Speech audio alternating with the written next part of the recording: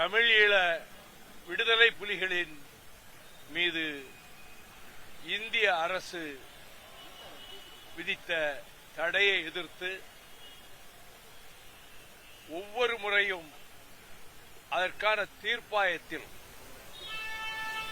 2 ஆண்டுகளுக்கு ஒருமுறை அது நீட்டிக்கப்பட்ட போது ஒவ்வொரு தீர்ப்பாயத்திலும் சென்று நான் என்னையும் சேர்த்து விசாரிக்க வேண்டும் என்று இம்ப்ளீட்மெண்ட் பெட்டிஷன் போட்டாலும் இம்ப்ளீட்மெண்டை ஏற்றுக்கொள்ளாவிட்டாலும் என் தரப்பு வாதங்களை எடுத்துச் சொல்வதற்கு நீதிபதிகள் அனுமதித்தார்கள்.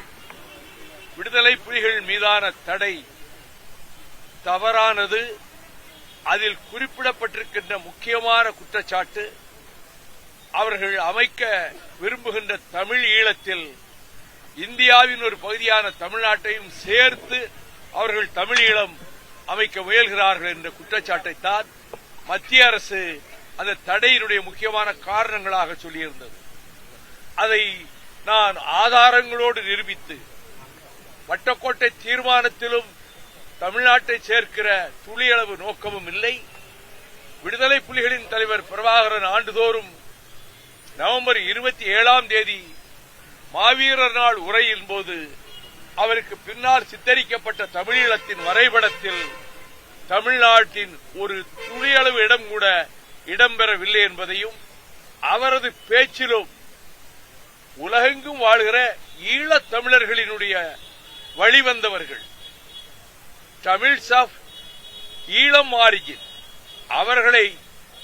அவர்களையும் அந்த தமிழீழத்திலே சேர்க்க வேண்டும் என்றுதான் சொன்னார்கள். வட்டக்கோட்டை தீர்மானத்திலும் தந்தை செல்வா மிக தெளிவாக வடக்கிலும் கிழக்கிலும் இருக்கக்கூடிய ஈழத் தமிழர்களும் புலம்பெயர் நாடுகளிலே வாழ்கிற தமிழீழத்தை பூர்வீகமாக கொண்ட தமிழர்களும் இந்த தமிழீழத்திலே இடம்பெறுவார்கள் என்று சொன்னார்கள். ஆகவே தமிழ்நாட்டை சேர்க்க வேண்டும் என்று குற்றச்சாட்டுக்கு ஒரு சிறு ஆதாரம் கூட மத்திய அரசு தாக்கல் செய்ய முடியவில்லை.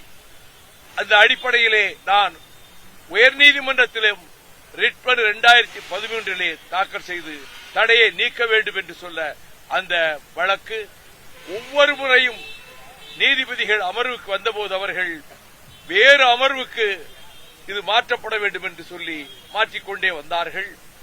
கடந்த 2ஆம் தேதி விசாரணைக்கு வந்தது.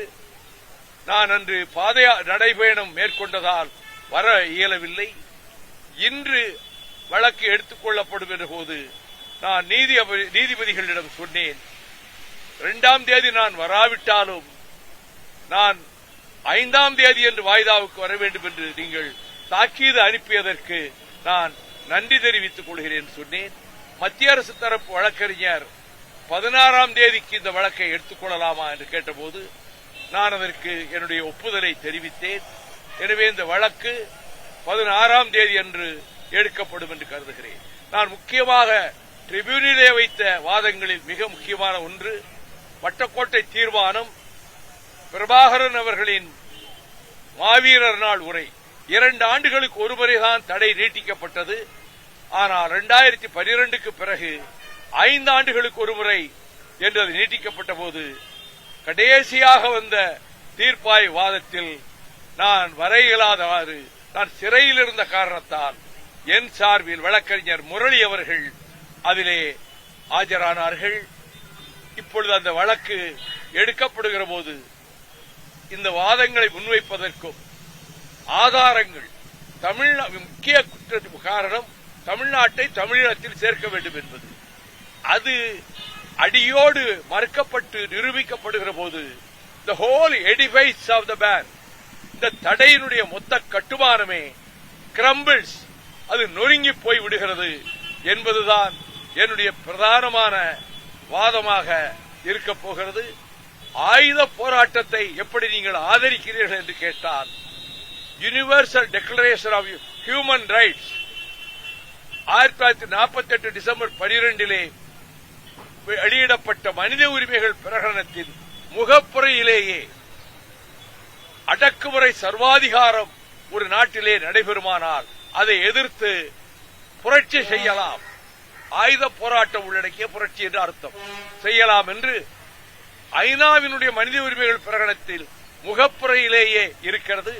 அதைத்தான் ரிவோனியா நீதிமன்றத்தில் பின்னாளில் 27 ஆண்டுகள் அங்கே ரோபன் ஐலண்ட் சிறையிலே வாடினாரே நெல்சன் மண்டேலா, அவர் நீதிமன்றத்திலே அரசாங்கமே பூரண ஆயுதம் தரித்து அடக்குமுறையை ஆயுதங்கள் மூலமாக நிகழ்த்துகிற போது அதை எதிர்த்து ஆயுதம் ஏந்தலாம் என்பதுதான் நியாயமான அணுகுமுறை என்று நெல்சன் மண்டேலா நீதிமன்றத்திலே கூறியதையும் நான் இதற்கு முன்பும் குறிப்பிட்டிருக்கிறேன். வாதங்களை எழுப்புகிற போது இந்த வாதங்கள் குறிப்பாக வட்டக்கோட்டை தீர்மானம், மாவீரர் நாள் பிரபாகரன் உரை, மனித உரிமைகள் பிரகடனத்திலே சொல்லப்பட்டிருப்பது, அதோடு நான் சேர்த்து 19 தமிழர்கள் முத்துக்குமார் உள்ளிட்டவர்கள் தங்கள் மேனியில் பெட்ரோலை ஊற்றி எரித்து சாம்பலானார்கள். அவ்வளவு பெரிய தியாகத்தை செய்திருக்கிறார்கள். இந்திரா காந்தி அம்மையார் நாடாளுமன்றத்திலேயே இலங்கை தீவில் நடப்பது ஜினோசைட் ஆஃப் தமிழ்ஸ், தமிழர்களின் இனப்படுகொலை என்று 1984 ஆகஸ்ட் 16 அன்று நான் கொண்டு வந்த கவன ஈர்ப்பு தீர்மானத்தின் போது குறிப்பிட்டார்.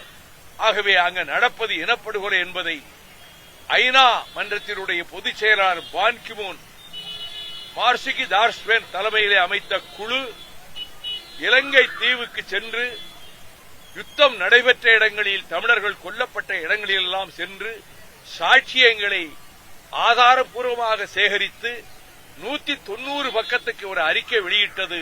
அந்த அறிக்கையில் தமிழ் பெண்கள் கோரமாக கற்பழித்துக் கொல்லப்பட்டது, இசைப்பிரியா 16 சிங்கள ராணுவ சிப்பாய்களால் கொடூரமாக கற்பழித்துக் கொல்லப்பட்டது, 8 ஈழத் தமிழர்கள் நிர்வாணமாக கட்டி இழுக்கப்பட்டு உச்சந்தலையில் சுட்டு பொசுக்கப்பட்டது, கர்ப்பிணி தாய்மார்களின் வயிற்றை பைனட் கத்திகளாலே கீறி அந்த திசுக்களை எடுத்து மண்ணில் வீசியது ஹிட்லர் கூட செய்யாத கொடுமை, நோயுற்றவர்கள், வயசாளிகள், வயதானவர்கள், பெண்கள் உட்பட லட்சக்கணக்கான தமிழர்கள் வேட்டையாடப்பட்டு 3,57,000 தமிழர்கள் கொல்லப்பட்டதாக ஐநா மன்றத்தின் பொதுச் செயலாளர் நியமித்த அறிக்கை குறிப்பிடுவதை நான் பிரசல்ஸிலே நடைபெற்ற ஈழத்தமிழர் ஆதரவு மாநாட்டில் ஐரோப்பிய கண்டத்தில் இந்த ஆதாரங்கள் அனைத்தையும் நான் முன்வைத்திருக்கிறேன். அது ஐநா மன்றமே ஒப்புக்கொண்டிருக்கக்கூடிய அறிக்கை.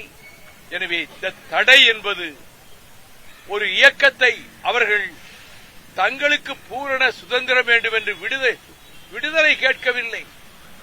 தாங்கள் ஆண்டு கொண்டிருந்த நாட்டை, தாங்கள் குற்றமமைத்த தமிழ் ஈழ நாட்டை மீண்டும் அவர்கள் சுதந்திரம் பெற வேண்டும். அடிமை விலங்குகளில் பிரிட்டிஷ் அடிமை விலங்குகள் கைமாற்றப்பட்டு சிங்களவர்கள் கைகளுக்கு போய் சிங்களவர்களின் அடிமை சங்கிலிகளிலே தமிழர்கள் வாட்டி வதைக்கப்பட்டு நசுக்கப்பட்டு இனப்படுகொலை நடந்த காரணத்தால் அவர்கள் கேட்பது பிரிவினையும் அல்ல, அவர்கள் இருக்கிற நாட்டை பிரிக்க வேண்டும் என்று சொல்லவில்லை. தங்களுக்கென்று இருந்த தமிழ் தேசத்தை மீண்டும் கட்டி எழுப்பி தமிழ் ஈழமாக அது மலர வேண்டும். அதற்கு பொது வாக்கெடுப்புத்தான் ஒரே மார்க்கம் என்று பிரசல்ஸில் நான் பிரகடனம் செய்தேன்.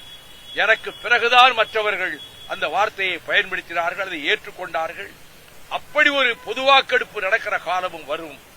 4 ஈழ போர்கள் முடிந்துவிட்டது என்கிறார்கள், உண்மைதான். 5வது போர் புதிய பரிமாணம் எடுக்கும்.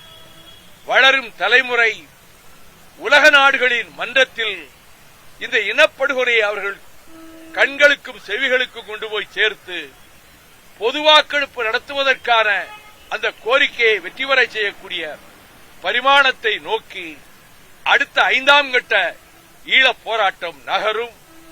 அதற்கு என்னை போன்றவர்கள் முழுமூச்சாக பாடுபடுவோம். உலக நாடுகளின் மக்களினுடைய ஆதரவை திரட்டுவதற்கு என்னென்ன வகைகளிலே முயற்சி செய்ய முடியுமோ, ஈழத்தில் இனக்கொலை, இதயத்தில் ரத்தம், genocide of Eelam Tamils, hearts bleed என்று லட்சக்கணக்கான ஒளி நாடாக்களை தயாரித்து ஒவ்வொரு கல்லூரி வாயிலிலும் போய் நின்று மாணவ மாணவிகளிடம், லட்சக்கணக்கான மாணவ மாணவிகளிடம் கொண்டு போய் சேர்த்தேன். ஐஏஎஸ் ஐபிஎஸ் அதிகாரிகள் எனக்கு எப்படியாவது கேசட்டை தாருங்கள் என கேட்டு வாங்கி போட்டு பார்த்துவிட்டு சாப்பிட முடியவில்லை, தூங்க முடியவில்லை எங்கள் குடும்பத்தில் என்று சொன்னார்கள். அவ்வளவு கொடூரமான துயரங்களை ஈழத்தமிழர்கள் அனுபவிப்பதால் தான் முத்துக்குமார் உள்ளிட்ட 19 பேர் தங்கள் உயிர்களை தியாகம் செய்தார்கள். ஆகவே தமிழ் ஈழ என்கின்ற அந்த கோரிக்கை உயிர்ப்புடன் இருக்கிறது. மாவீரர்கள் நாள் உரையிலே அவர் குறிப்பிட்டதைப் போல வரப்போகின்ற தலைமுறையை முன்னெடுத்து செல்லும் என்று தந்தை செல்வா வட்டக்கோட்டை பிரகடனத்திலே கூறியது போல அந்த வளரும் தலைமுறை வரப்போகும் தலைமுறையிடத்தில் கொண்டு போய் சேர்ப்பதற்கு நான் ஆவணங்களை திரட்டி ஒரு நூல் தயாரித்துக் கொண்டிருக்கிறேன். அதை ஜூலை திங்களுக்கு பிறகு ஒளிநாடாவாகவும் புத்தகமாகவும் வெளியிட இருக்கிறேன். தலைப்பும் கொடுத்திருக்கிறேன், ஈழப் பிரளயம். அது ஒளிநாடாகவும் புத்தகமாகவும் வெளியிட நான் அனைத்து ஆவணங்களையும் சேகரித்துக் கொண்டிருக்கிறேன். அது ஜூலை திங்களுக்கு பிறகு அதை வெளியிடவும் நான் தீர்மானித்திருக்கிறேன். இதுதான் போடுவீங்க. வேற கேள்வி கேட்டா அதை போட்டுட்டு இதை போட மாட்டீங்க. தயவு செய்து மன்னிச்சு விடுங்க.